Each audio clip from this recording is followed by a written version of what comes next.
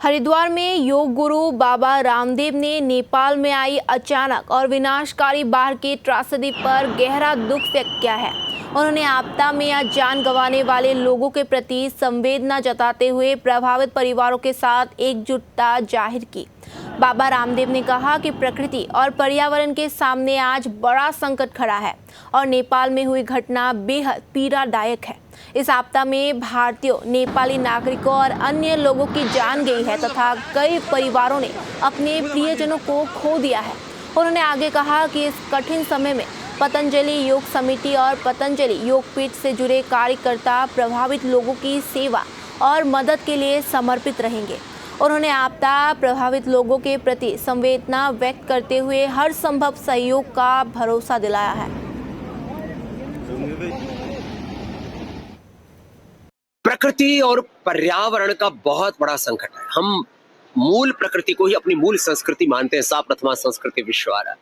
जो कुछ नेपाल में घटित हुआ और बहुत बड़ी त्रासदी आई, हमारे श्रद्धेय सदगुरु जग्गी वासुदेव जी के विदेशी शिष्यों से लेकर के अपने देश के भी कुछ भाई उसमें सम्मिलित थे। कितने और नेपाल के हमारे भाइयों से लेकर के कितने हमारे स्वजन हमसे बिछुड़ गए। बहुत गहरा दुख है। इस हृदय कांप उठता है जब उसको दृश्य को देखते हैं और तो हृदय विदीर्ण हो जाता है।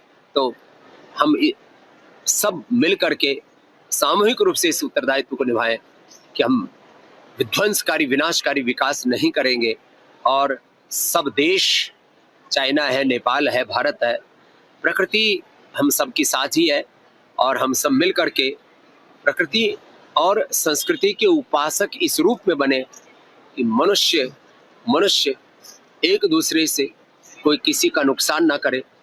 प्रकृति का, पर्यावरण के कारण से किसी भी देश का, किसी भी जाति वर्ग समुदाय का, किसी भी प्रकार का कोई भी नुकसान ना हो। और इन त्रासदियों में तो लोगों के जीवन ही खत्म हो जाते हैं। इस त्रासदी से मानवता को बचाने के लिए प्रकृति और पर्यावरण के प्रति बहुत ज़्यादा सजगता की ज़रूरत है। जिनके अपने सदा के लिए इस त्रासदी में बिछुड़ गए, उनको भगवान ढाढ़स दे और जो दिवंगत आत्माएं हैं उनको प्रभु अपनी शरणागति दे। बहुत ही दुख की घड़ी है ये सबके लिए। हमारे जितने भी कार्यकर्ता भाई बहन हैं, पतंजलि योग समिति के कार्यकर्ता, पतंजलि योग पीठ के कार्यकर्ता, वहाँ उस त्रासदी में सेवा के लिए संलग्न।